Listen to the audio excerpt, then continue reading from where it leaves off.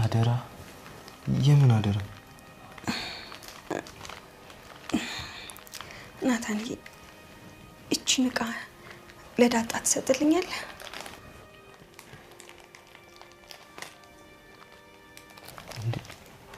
ሰላም ለምን አንቺ አሰጫት? አይ ናታንዬ ይኸውልህ እኔ የምልህን ነገር ብቻ ነው የምታደርገው። ናታንዬ ዳጣን ትወዳታለህ አይደል?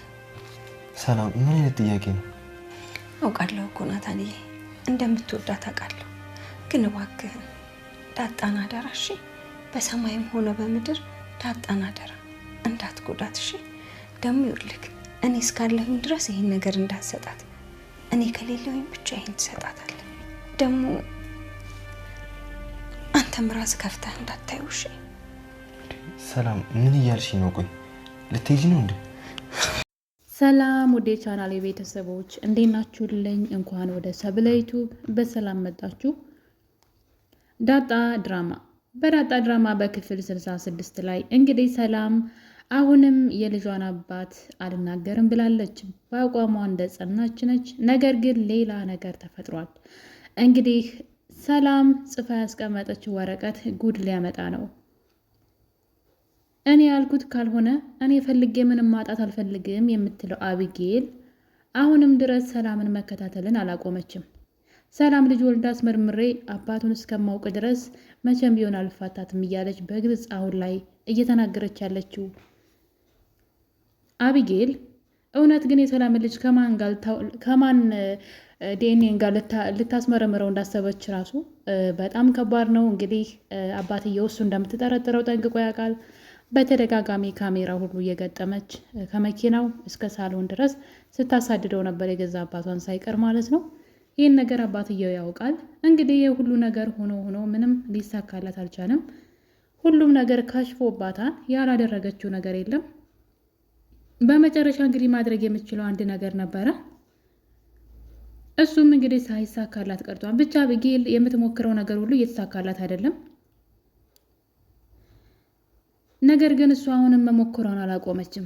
ተስፋ አትቆርጥም። እንደ አቢጌል አይነት ያሉ ሰዎች እንግዲህ በአቋማቸው የጸኑ ላሰቡት ነገር እስከ መጨረሻው የሚተጉ ሰዎች በጣም ደስ ይላል። ነገር ግን አቢጌል ደግሞ ለመጥፎ ነገር ነው እየተጋች ያለችው። ችግሩ ይሄ ነው እና እንግዲህ ብዙ ነገሮችን አድርጋ ምንም ውጤት ልታመጣ አልቻለችም። የምትናገረው የምታደርገው ነገር ሁሉ እውነት ቢኖራትም ግን የገዛ አባቷንና ቤተሰቦቿን በዚህ መጠን መፈታተን ግን አግባብ ነው ብዬ አልልም። አቢጌል ከተናገረችው ነገር አንድም ስህተት የለም። እንግዲህ የሰላም ልጅ አባቴ ይሆናል ብላ መጠራጠሯም ትክክል ናት።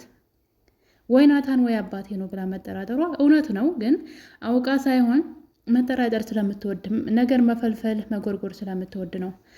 እና እንግዲህ ሰላም በመጨረሻም እንግዲህ መናዘዝን አማራጭ አድርጋለች ማለት ነው።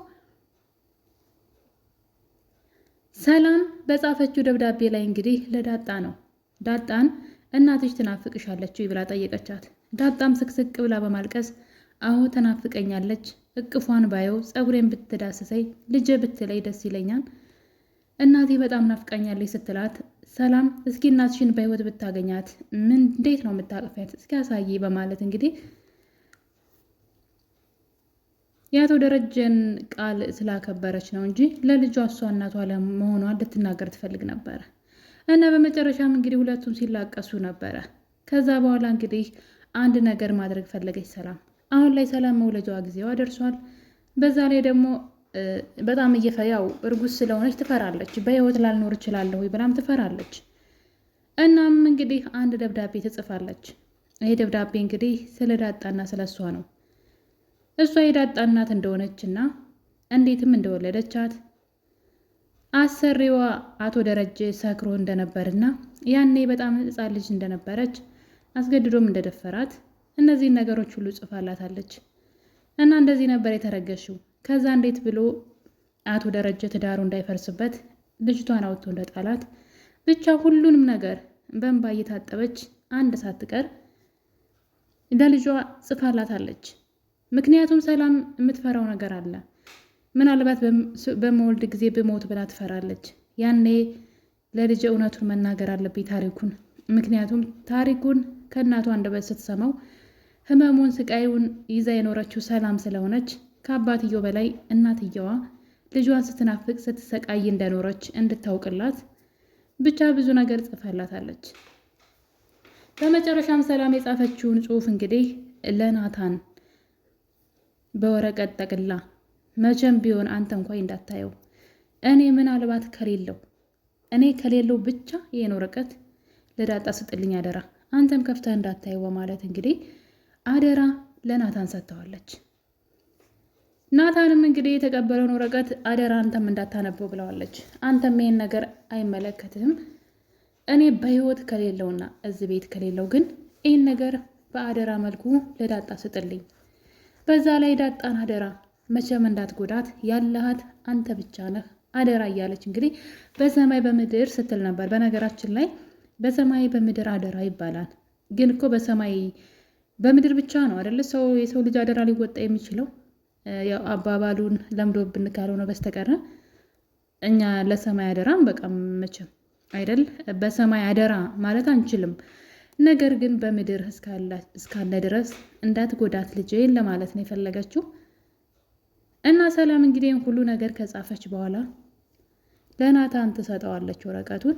ናታንም እንግዲህ የምን ወረቀት ነው ብሎ ቢጓጓም ግን አደራ እንዳታየው ስለተባለ ማየት አልቻለም። ወረቀቱን ለመደበቅ ወደ ክላሱ በሄደ ቅጽበት ነበር እንግዲህ ያቺ ቀዥቃዣው አቢጌል እየሮጠች ወደ ክላሱ ትገባና ወረቀቱን በድንጋጤ ሲደብቀው ታያለች። ወዲያው ነበር መጠራጠር የጀመረችው። እንዲሁ አይታ ራሱ የምትጠራጠረው አቢጌል እንኳን የሆነ ነገር ይዛችሁ አይታ ማለት ነው እንኳን ስትደነግጡና የሆነ ነገር ስትደብቁ ካየች እስከ መጨረሻው ነው የምትከታተላችሁ።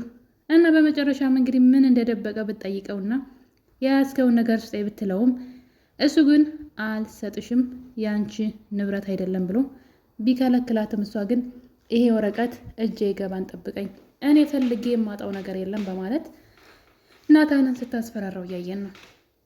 ወረቀቱ ከአቢጌል እጅ የሚቀር አይመስለኝም። ምክንያቱም ናታን ጥንቃቄ የለውም።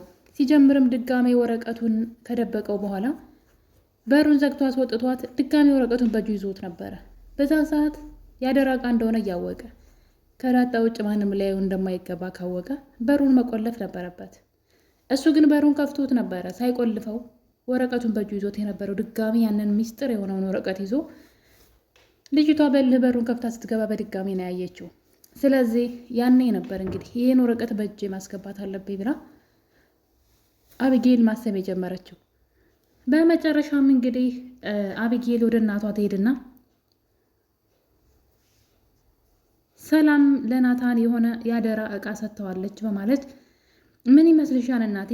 እርግጠኛ ነኝ የሆነ መጥፎ ነገር ነው የሆነ ነገር ነው እያለች እንግዲህ እናቷን እንደለመደችው እንድትጠራጠር ማድረግ ጀምራ ነበረ። እሷም እንግዲህ አደራው ለሱ ከሆነ ለምንድን ነው የምትጨነቂው? ለምን ስለ ራስሽ አታስቢም ብትላትም ይህን ነገር ካላወቅኩኝ መቼም ቢሆን እንቅልፍ አልተኛም፣ ስለዚህ ይህንን ነገር አመጣዋለሁ እያለች ትገኛለች። እንግዲህ ይሳካላት አይሳካላት ባናውቅም አቢጌል ይህን ነገር መፈለግን ተያይዘዋለች።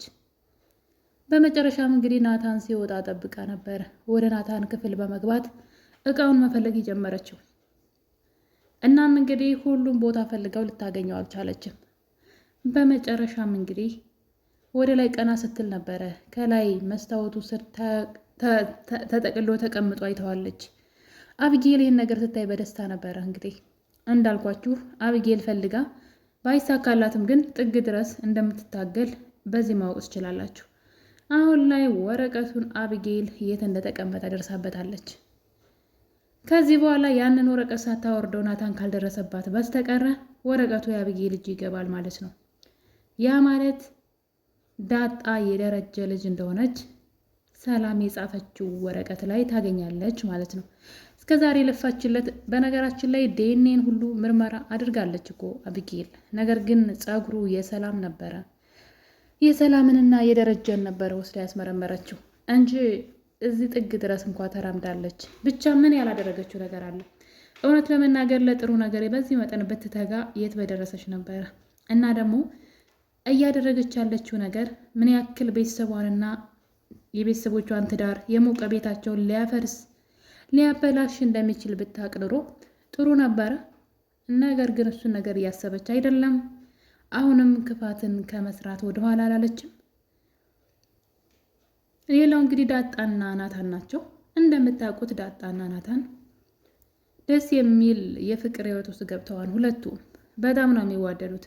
በሌላ በኩል ማርታ ደግሞ ናታንን አብጌልን እሷ በምትፈልገው መልኩ ቀርበህ እባክህ ሰው አድርግልኝ እያለች ትገኛለች። ያው የማርታ ጥያቄ ግልጽ ነው።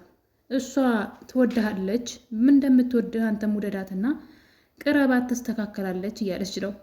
ነገር ግን ናታን እኔ እየጣርኩ ነበር፣ እሷ ግን ልታግዘኝ አልቻለች ብሎ እንግዲህ ሲመልስላት እያየን ነው። ማርታ ያው በግድ አብረው እንዲሆኑ ትፈልጋለች ከልጇ ጋር ናታንን ስለምትወደውና ልጇ ደግሞ ጥሩ ሴት እንዳልሆነች ስለምታውቅ ነው እንግዲህ እንደዚህ እያደረገች ያለችው። ነገር ግን ይህን ነገር ናታን ሸሚዞት እሷን ዝም ቢላትም ነገሩን ግን እንደማይፈልግ ተናግሯል። አቢጌል ደግሞ መቼም ቢሆን አልተውህም እያለች ትገኛለች። ዳጣና ናታን ከመጋረጃው ጀርባ በረንዳው ላይ ተቃቅፈው ስታያቸው ነበረ። ለጊዜው እንደዚህ ሆኑ፣ ጠብቀኝ በቅርቡ እሰራልሃለሁ እያለች ትገኛለች። ያ ማለት እንግዲህ ሁለቱን ሊለያይ የሚችል ነገር ታደርጋለች ማለት ነው። አሁንም ናታንን በድጋሚ ማጥመዱ አይቀርም። እዚህ ቀደም የሚጠጣው ውሃ ውስጥ አረቂ በመቀላቀል ራሱን ስቶ እንዲተኛ በማድረግ እንግዲህ አብራው ልተኛ ስትል በጣም ደፋር ናት። አብራው ልተኛ ስትል ነበር እጅ ከፍንጅ የተያዘችውና ይህን ነገር እናትየው ያውቃለች። አሁን ላይ ያላት አማራጭ ናታንን በግድ ወዶ ሳይሆን በግዱ እንዲያገባት፣ እኔ ካረገዝኩበት ያገባኛን እያለች በድፍረት ለእናቷ ስትነግራት ነበረ። እናትየዋም እንግዲህ ስላረገዝሽበት አይፈልግሽም፣ ያን ያልፈልግሽም ቢልሽስ ማንም ወንድ አያገባሽም፣ ልጅ ያላትን ሴት ማንም ሰው አይፈልጋትም፣ ስለዚህ ተጠንቀቂ ብትላትም አቢጌል ግን አሁንም ይህንን ነገር እያቆመችው አይደለም። በድጋሜ ሌላ ተንኮል ልትሰራ ነው ናታንን ለማጥመድ። ይሳካላት አይሳካላት ባናውቅም እንግዲህ አቢጌል የተደበቀውን የዳጣን የኑዛዜ ወረቀት አግኝተዋለች። ሰላም ወረቀቱ ላይ ለልጇ አሁንም ቢሆን ለአንቺም ቢሆን የልጄን አባት አልነግርሽም፣ እስከ ዘላለም ለእኔ ሚስጥሩ ነው ይቀራል። የምወልድ ቀን በጣም ከታመምኩ ግን ለአባቱ ነግረዋለሁ ብላለች። እንግዲህ በቀጣይ ክፍል አቢጌል ወረቀቱን ሳታነበው ሰው ደርስ ይሆን ወይስ ታነበው ይሆን? በጣም አጓጊ ነው። ዳጣ ክፍል 66። በቀጣይ በሌላ በአዲስ ቪዲዮ እስከምንገናኝ ድረስ የዛሬን አበቃን። ቸር ቆዩልኝ።